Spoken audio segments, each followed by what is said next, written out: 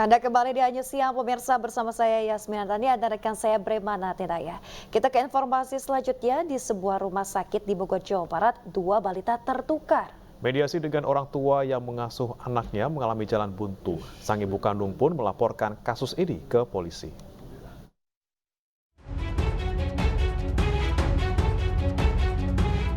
Seorang balita tertukar di sebuah rumah sakit Bogor, Jawa Barat. Hal ini baru diketahui oleh sang ibu setelah melakukan tes DNA sang anak.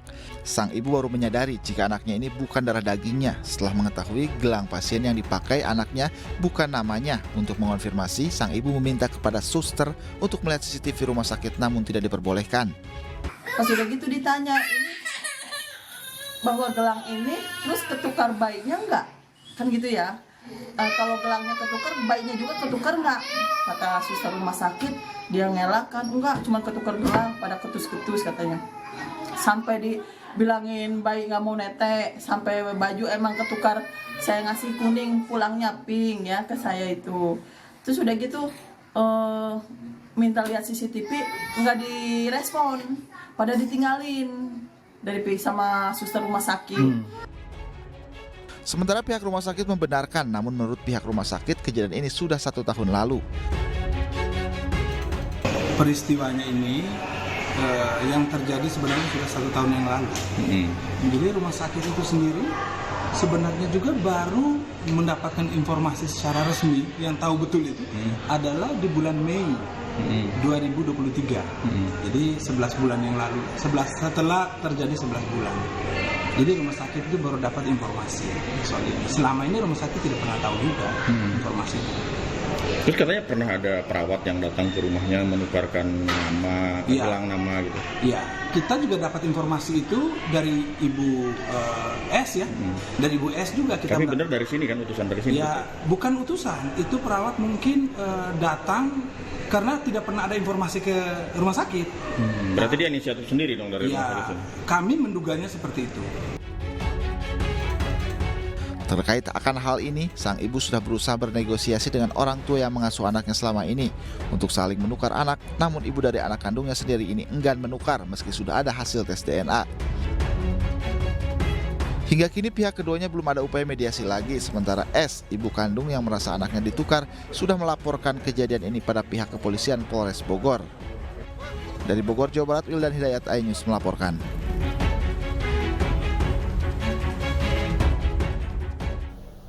Sementara itu, pemirsa, pihak kepolisian mulai menyelidiki kasus terjadinya dugaan adanya penukaran balita anak dari korban asal Ciseeng, Kabupaten Bogor, Jawa Barat. Ya, polisi juga akan membantu untuk melakukan mediasi dan interogasi terkait dugaan penukaran bayi ini.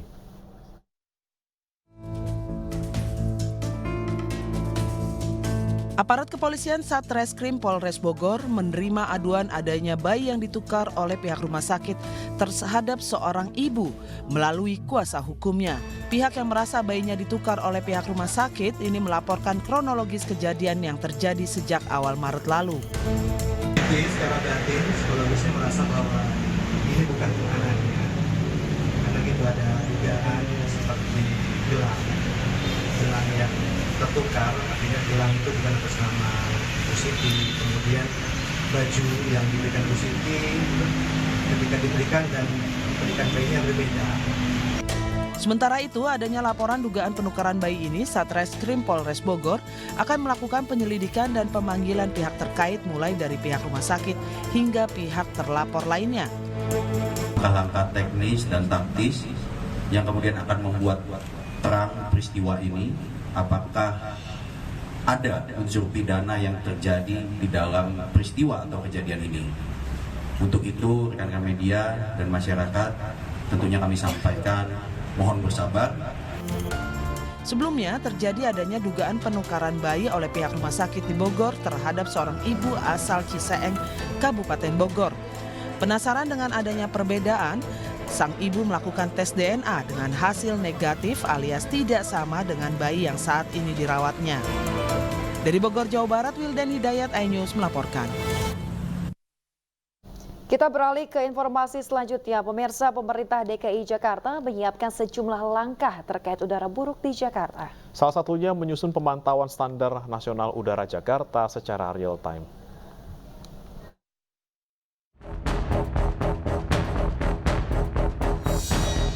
Kian buruknya kualitas udara di DKI Jakarta kembali disorot karena masih menunjukkan parameter tidak sehat. Merespon persoalan ini, pemerintah DKI Jakarta hingga stakeholder kesehatan mengaku telah menyiapkan sejumlah strategi penanganan hingga langkah preventif. Pemerintah akan melakukan pengawasan polusi dengan menyiapkan standar penyusunan kualitas udara secara nasional. Dan juga peraturan-peraturan dari cerobong-cerobong asap sudah diperketat. Kita juga dari rekomendasi studi di atas lanjut juga sudah memperbaiki. Salah satunya adalah penyusunan standar nasional sistem pemantauan kualitas udara otomatis continue real time bekerjasama dengan BSN. Sebelumnya situs IQ Air mencatat kualitas udara DKI Jakarta menembus angka 177 dengan polutan utamanya PM2,5 dengan nilai konsentrasi 105 mikrogram per meter kubik. IQ Air bahkan merekomendasikan masyarakat agar selalu menggunakan masker dan meminimalisir aktivitas di luar ruangan. Dari Jakarta, Esra Ambarita, Novan Dwi Kusuma, iNews melaporkan. Ya, memang ya Bremana dan juga pemirsa, saat ini udara di Jakarta sangat terasa kotor begitu, tidak hanya di Jakarta namun di daerah penyangga Jakarta lainnya. Dan ini nampaknya sudah tidak bisa disepelekan pemirsa, harus ada tindakan tegas dari pemerintah agar kualitas udara tidak semakin memburuk. Karena banyak sekali ini dampak yang bisa terjadi khususnya bagi kesehatan ya. Salah satunya ini nih kita akan ajak berbincang siang hari ini ada Ibu Bunga Citra Irawan selaku orang tua anak penderita ISPA yang diklaim karena polusi udara.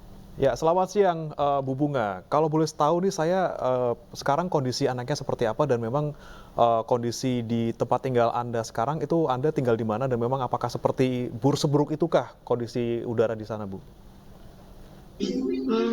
Sekarang tuh aku posisi tinggal kan di Tangerang Selatan ya, di Tangerang Selatan. Ya, anakku sekarang udah baru keluar 2 hari yang lalu dari rumah sakit. Dia kayak didiagnosisnya kena ISPA dan sampai sekarang keluar pun sebenarnya pas di tes lab tuh hasil radangnya masih ada gitu. Cuma karena kondisi anaknya udah sehat, udah bisa makan, udah bisa minum, jadi dia boleh pulang.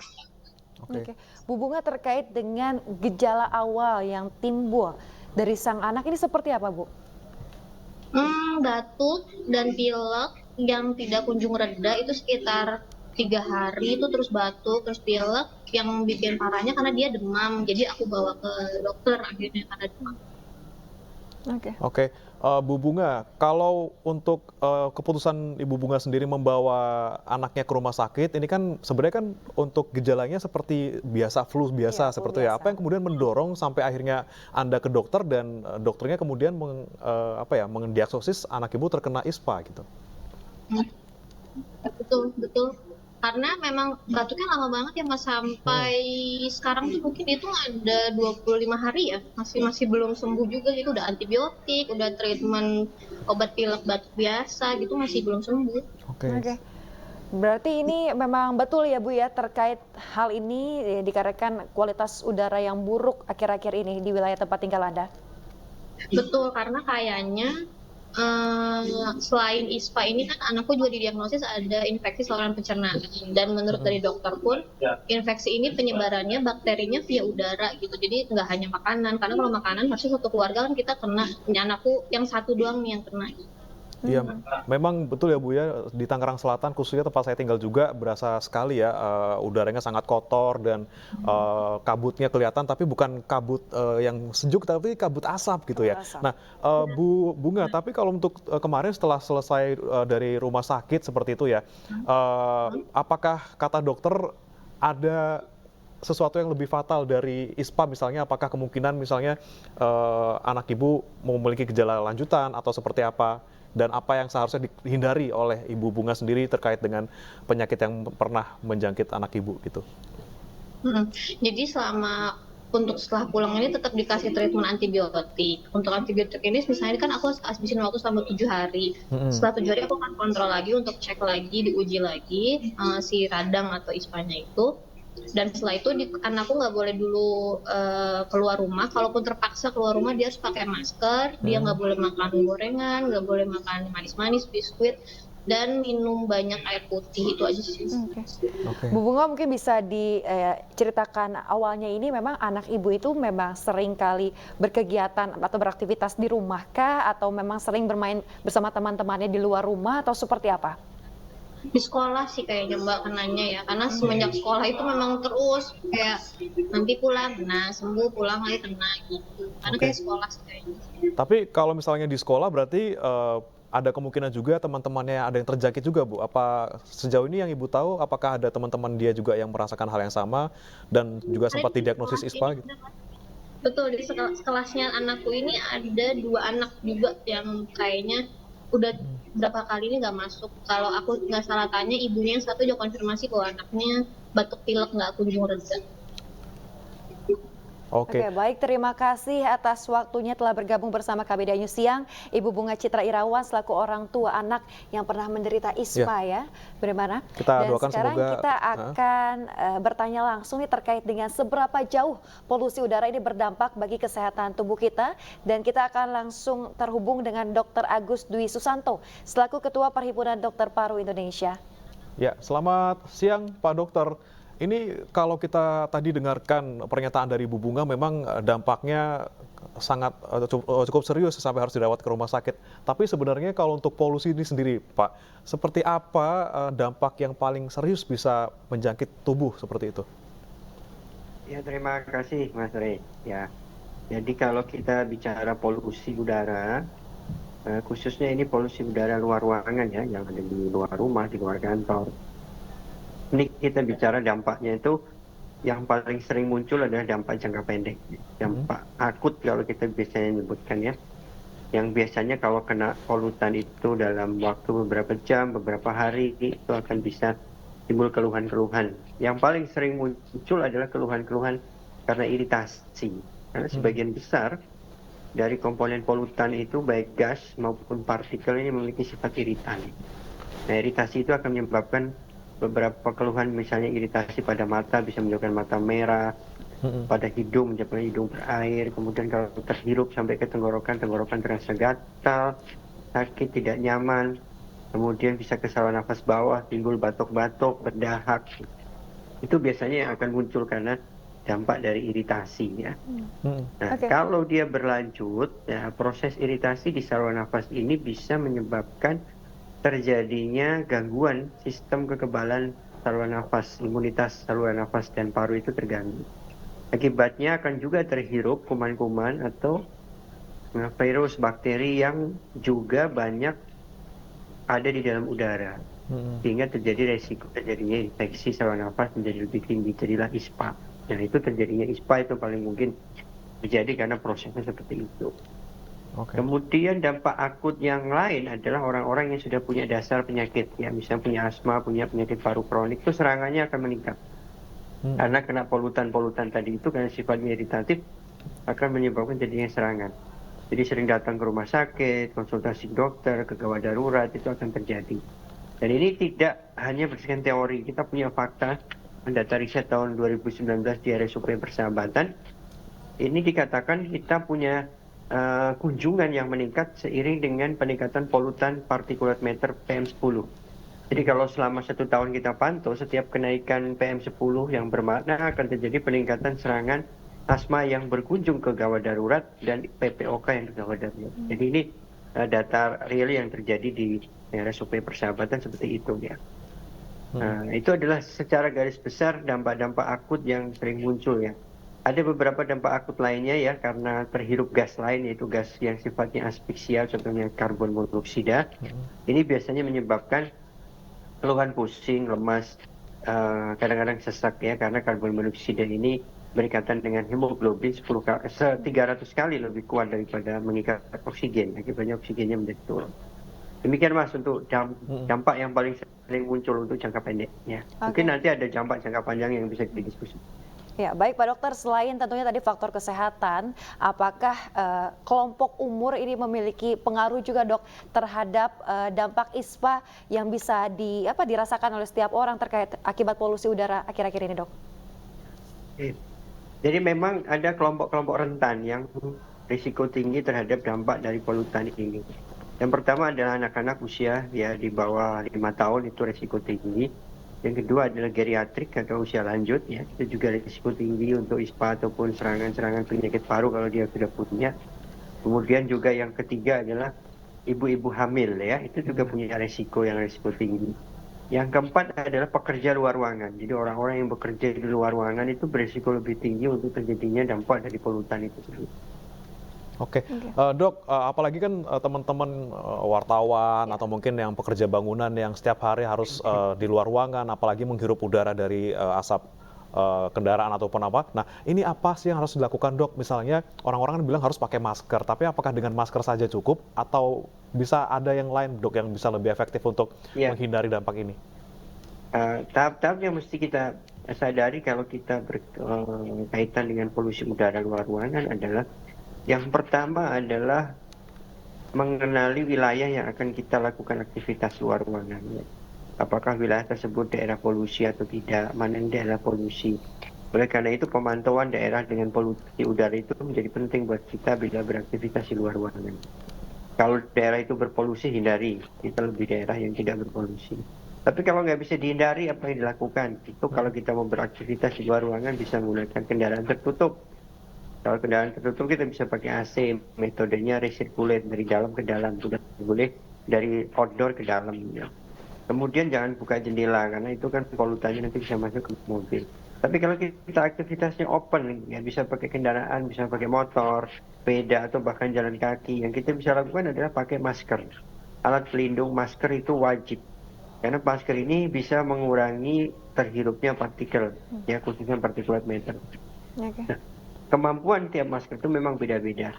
Sebuah riset di Cina yang daerah sana juga waktu itu masih terkenal dengan polusi udaranya sampai sekarang, dikatakan masker yang paling ideal adalah masker yang memiliki filtrasi 95% ya, dan 95 contohnya. Meskipun begitu yang nomor 2 berikutnya terbaik itu masker bedah, dia kemampuannya 50%. Tapi kalau masker kain tidak disarankan ya, karena sedikit sekali kemampuan filtrasinya hanya di sekitar 20%-an, jadi sama saja dengan menghirup polutan tersebut. Nah kemudian yang berikutnya yang keempat tentu menjaga stamina tubuh. Ya, stamina tubuh yang baik, imunitas tubuh baik, makan bergizi, istirahat cukup, karena itu menjaga daya tahan tubuh kita terhadap resiko-resiko dampak polutan termasuk ISPA.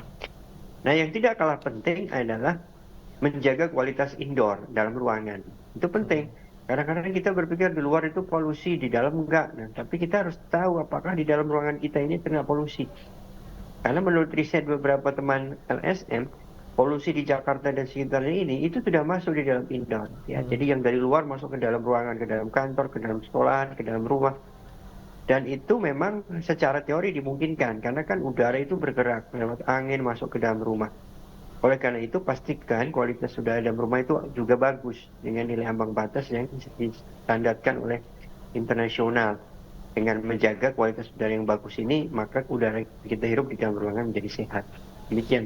Oke, baik dokter, untuk situasi sekarang ya dok, yang mana polusi udara ini sangatlah kotor begitu di luaran, apakah bagi masyarakat yang memang masih sehat begitu ya harus ada multivitamin khusus dok yang dikonsumsi atau seperti apa dok?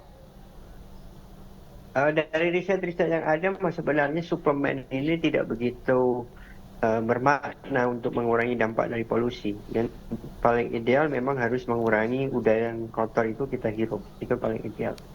Meskipun begitu tidak dilarang, boleh kita menggunakan suplemen. Tetapi yang terpenting suplemen yang dikonsumsi harus memiliki efek antioksidan ya. Jadi bukan suplemen vitamin biasa, tapi suplemen yang memiliki sifat antioksidan. Kenapa? Sebagian besar dampak dari polutan itu terhadap paru itu melalui proses oksidatif stres ya. Nah, oleh karena itu suplemennya harus memiliki kemampuan antioksidan menghadap oksidatif stres tersebut. Meskipun riset-riset juga menunjukkan nggak begitu bagus, tapi kalau memang mau konsumsi tidak dilarang, tapi pilihlah yang memiliki kemampuan antioksidan. Mungkin demikian. Baik, terima kasih Prof. Agus atas insight-nya hari ini dan semoga memang keadaan di sini membaik ya, dan juga masyarakat sadar dan semakin banyak yang peduli dengan kesehatan masing-masing. Sekali, dan juga yang memang mungkin sudah terkena penyakit ini ya bisa segera disembuhkan ya. Ya, terima kasih sekali lagi Prof. Agus atas waktunya di iNews. Ya, pemirsa, kita ke informasi lainnya. Pejabat Gubernur DKI Jakarta Heru Budi mengutarakan Pemprov DKI tidak bisa melarang ataupun membatasi warga untuk menggunakan kendaraan pribadi meski kualitas udara Jakarta memburuk. Heru justru mengajak warga untuk menanam pohon.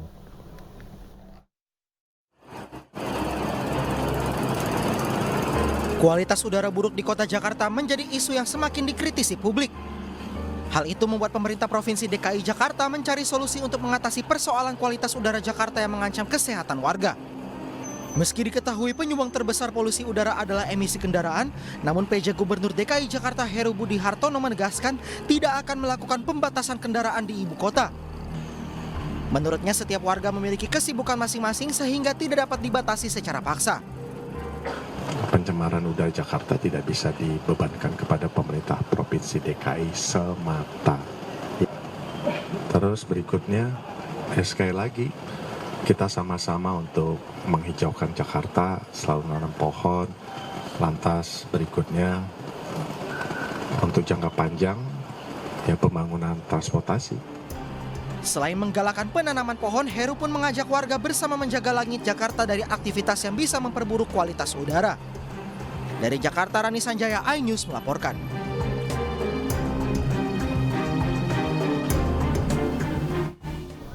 Kemarau panjang mengakibatkan puluhan hektar sawah di Kecamatan Jonggol, Bogor, Jawa Barat alami kekeringan. Jangan beranjak pemirsa, kami akan kembali usai jeda berikut.